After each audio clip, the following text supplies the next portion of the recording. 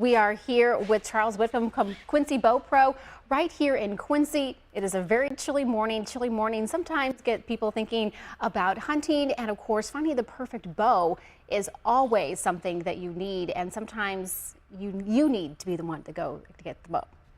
Exactly. At this time of the year, people are also thinking about Christmas and gifts they can offer to family, friends, and wives and husbands and so on. And more youngsters and ladies are getting into archery. And that brings up the question. I had a call yesterday morning, which is typical. It happens about twice a week. A gentleman with great intentions wanted to have a bow set up for his daughter. And he said, this is a bow which I've had for about 15 years. It's 70 or 80 pounds and about 30 inches. And I'd like you to change it and set it up for my 13-year-old daughter. So I said, sir, it's probably not going to happen. And the reason for that is that our physiques are very diverse.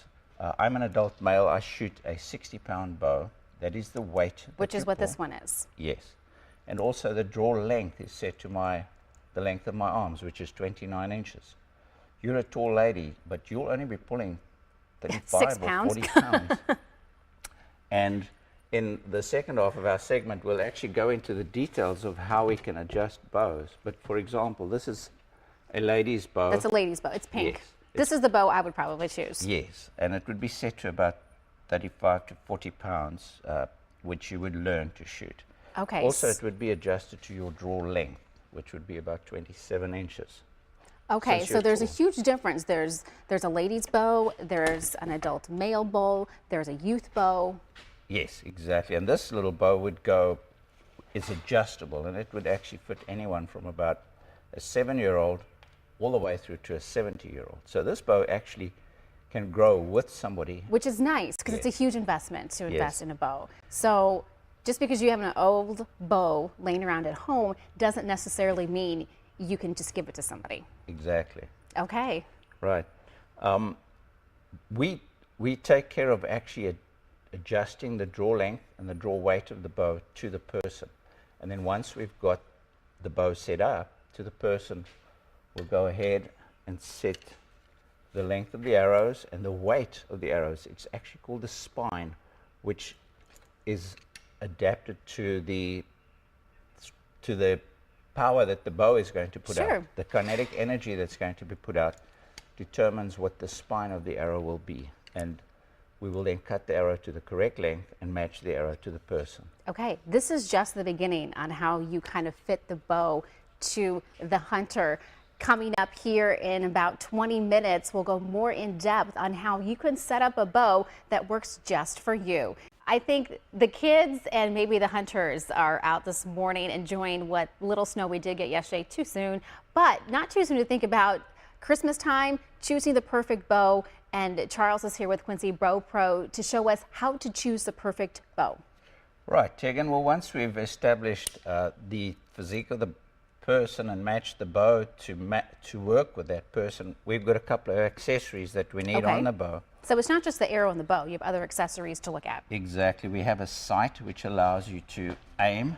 This sight has multiple pins, which allows you to choose the distance and put a pin on the distance. Okay, it helps you get your target. Exactly. This bow sight also has a light on it, which illuminates the pins in low light conditions. Okay. Then we have an arrow rest, and I'm going to put the arrow in the rest. And that's important, the rest. Yes, you've got to have a place where the arrow sits. As you draw the bow, the arrow slides back and then it shoots forward through the arrow rest. Okay. This lady's bow also has a wrist loop. It's a safety loop. In case you drop the bow by accident, it won't fall on the ground. So that's so you don't drop the bow when you're up in the deer stand or even walking? Yes. Okay. Then we also have a stabilizer, and this is sort of a shock absorber. These bows are very stable, so they don't really need it. But this bow could be a bit top heavy with the addition of these accessories. So the stabilizer adds a bit of weight lower down and helps you balance the bow quite nicely. Okay. And yours matches you. You have already designed yours to do that. My bow is set up for me. And I'll go ahead and actually shoot this bow. One of the things we also teach people is how to hold the bow correctly. They usually start out gripping a bow like this, and we call this the suitcase grip. Okay. And that's how you carry the bow. That's not how you shoot it. To shoot the So bow you carry correctly, it that way, and you shoot it how?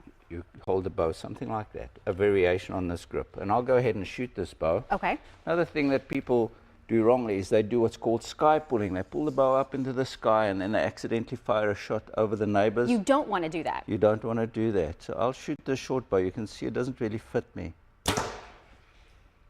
but it's doable. I had to shoot it with my arm bent. Okay, great. And now you're going to get your bow and you're going to finish the formation that you have started earlier. Well, that's always your challenge to me. It is. I always challenge you. Something we might have to do with ladies or youngsters is give them an arm guard. In the case of ladies, because they're double jointed, sometimes their arm gets in the way. But that grip that I showed you normally keeps your arm out of the way. Okay, so let's finish the formation here really quickly. Okay. And we will see if you can match this. I challenge you every week, so let's see if we can. So what, I have to hit the bottom right-hand spot? 4 corners. Perfect. You did it. Charles, thank you very much. Next week, you'll see me learn how to shoot a bow.